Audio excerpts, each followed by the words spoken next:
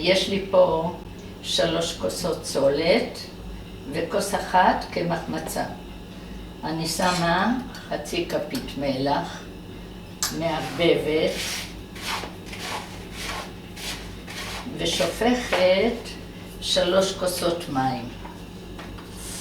אין פה שמן, אין ביצה, אין שום דבר. הנה 1, 2. את הכוס השלישית אני לא שופכת הכל, משאירה איזה רבע כוס, מערבבת ביד את העיסה. העיסה לא צריכה להיות יבשה וגם לא רכה מדי.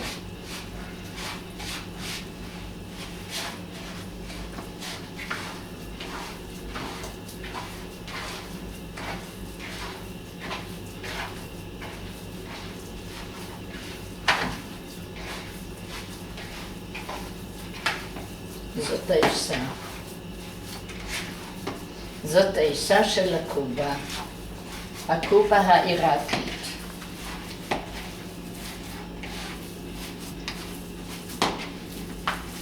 את רואה שחף? זה לא צריך להיות יבש מדי, ונראה לי שאני צריכה עוד קצת מים. כמעט את 3 כוסות.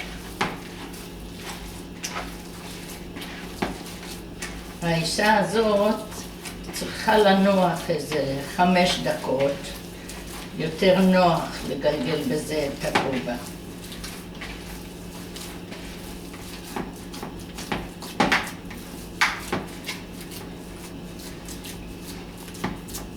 זהו, זאת העיסה. זה המילוי של הקובה. את זה אני מכינה יום לפני, כי יותר קל למלא את הקובה שהמילוי קר. יש פה חצי קילו בשר, 3 בצלים לא גדולים, 2 כפיות בהרת, חצי כפית פלפל שחור ומלח לפי הטעם. קודם כל אני מזהיבה את הבצל בווק, אחרי זה אני שמה את הבשר, מערבבת ומערבבת עד שהנוזלים יתאדו של הבשר, ואז אני שמה את התבלינים, את הבהרת, את הפלפל ואת המלח, ואני שמה מקררת את זה ושמה את זה במקרר יום לפני. עכשיו אנחנו צריכים למלא את הקובה, אז ניגש לעבודה. אני מרטיבה את היד במים, לוקחת חתיכת עיסה לא גדולה, מגלגלת, עושה גומה, לוקחת מילוי בצורה כזאת.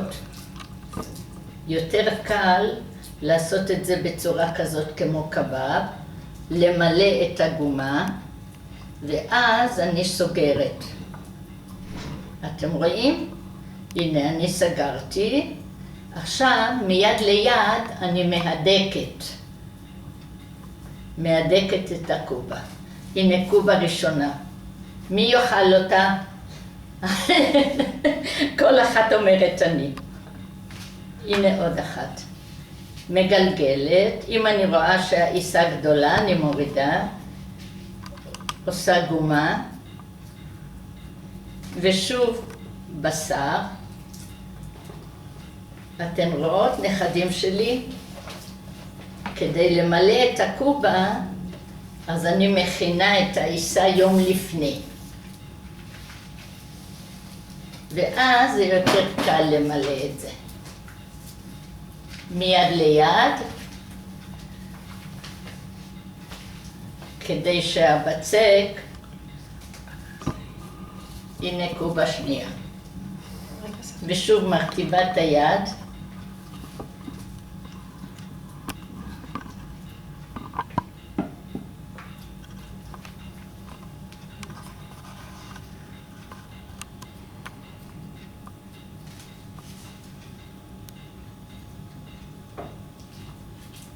לכן מכינים את האישה, את המילוי של הקובה יום לפני, כדי שהיא תישאר קרה. אני ממלאה, ושוב, ככה אני מגלגלת את הקובות.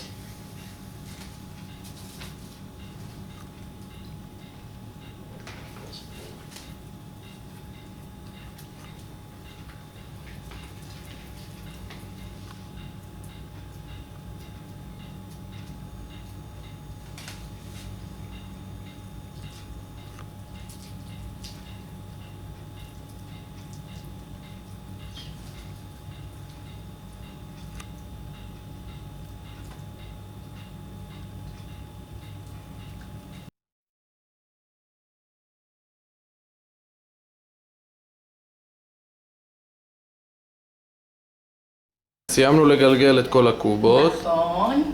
עכשיו אנחנו מכניסים את זה לפריזר. זה נשאר ליום אחד.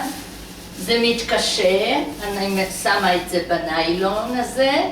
זה יכול להישאר חודש, חודשיים, מתי שהתחשק לי לבשל קובה, יש לי קובה מוכנה. עכשיו אני מכניסה את זה לפריזר. הנה, אתה רואה, זה נכנס עכשיו לפה. הנה. אתה יכול לצלם פה, גם את המגש השני. לא מכסים את זה עם ניילון? כנראה שלא. שוש, מכסים את זה עם ניילון? לא, צריך לכסות? זהו, לא מכסים. לא מכסים, זה אני אוציא. זאת הקובה, אתה רואה?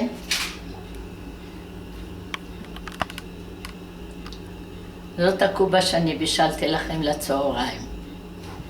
קובה עם אורז לבן. הכינותי מראש. קובה עם סלק. זה אתה רואה את הקובה? כן. עכשיו את יכולה להסביר יחסית את המרק? כן. מקצצים בצל אחד, רגע אני אכסה. מקצצים בצל אחד, מזהיבים עם מעט שמן, שמים מים, רסק עגבניות, מלח, כמות מלח זה לפי הטעם, וכף מרק עוף. וחותכים את הסלק לחתיכות. אני נוהגת לבשל את הסלק רבע שעה לפני, כדי שלא יהיה קשה.